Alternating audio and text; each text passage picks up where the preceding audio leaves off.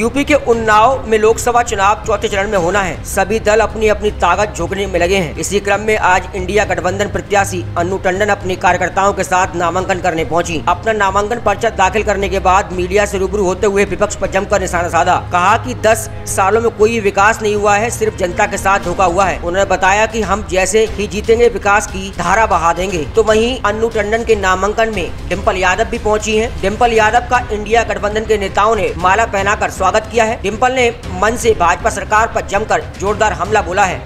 और ये मैं इसलिए कह रही हूँ क्योंकि जो लोगों ने वादा किया था कि आपके अकाउंट में 15 लाख रुपए आएंगे, अच्छे दिन आएंगे, उन्हीं लोगों ने महंगाई की वजह से आज किसान की जो आमदनी है वो आधी से भी कम कर दी है। और वहीं हमारे किसान भाइयों को रात के समय भी चैन की नींद नहीं आती है, क्योंकि हमारा पशु कहीं न कहीं उनके खेतों को चलने के लिए तैयार है। और वहीं इस सरकार ने जो हमारा किसान का बेटा कहीं ना कहीं जवान की नौकरी करता था, फौज में भर्ती होता था, इस सरकार ने वो फौज की नौकरी भी कहीं ना कहीं अग्निवीर जैसी योजना लाके हमारे किसान, हमारे जवान दोनों को मायूस करने का काम किया है। साथियों का, हमारे सहयोगियों का, हमारे कार्यकर्ताओं का, हमारे नेताओं का सबका जोश दिखाया और सबने हमें शुभकामनाएं दी, आशीर्वाद दिया और अपना स्नेह दर्शाया और पूरे जोश शोर के साथ मुझे यहाँ तक कलेक्ट्रेट तक पहुँचाया। तो कितना असर पड़ने वाला है? कितना असर पड़ने वाला है? हाँ, जिस तरह से आज आपने शक्ति प्रदर्शन किया, पूरी एक यूनिटी दिखाई, क्या लगता है कितना असर होने वाला है चुनाव में?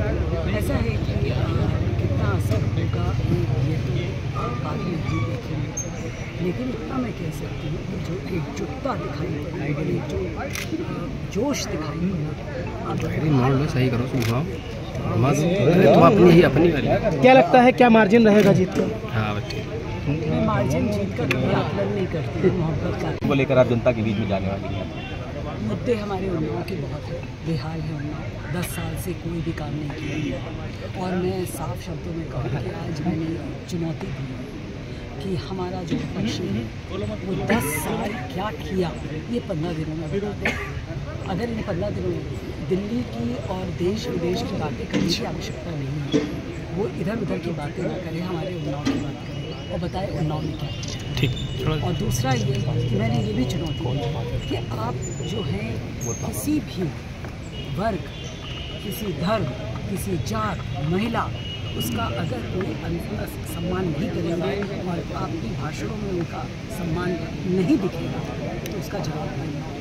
आज जिस तरह से मैनपुरी सांसद डिम्पल यादव जी यहाँ पे आई थी, अब चूँकि आप जनसभाएं होनी है, क्या लगता है राष्ट्रीय अध्यक्ष जी और भी इंडिया के बड़े नेता यहाँ पर आपकी रैली करने आएंगे?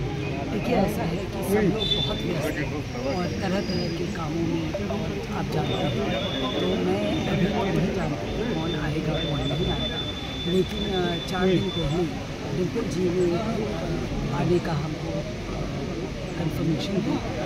उनका भी चुनाव चल रहा है और उनका भी बावजूद अगर उन्होंने इतना समय दिया है उसके लिए धन्यवाद देना चाहती हूँ। मैम, ब्राह्मण समाज की जब ब्राह्मण आशीर्वाद देता है तो अच्छा ही लगता है। मैडम, आप भी 5 वर्ष पहले सांसद।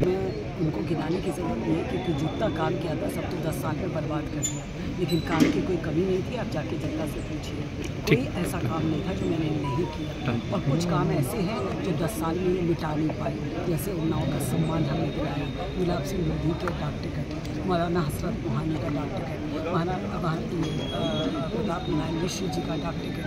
तो ये इसका सम्मान तो वो वापस नहीं कर सकते हैं, वो तो हो गया।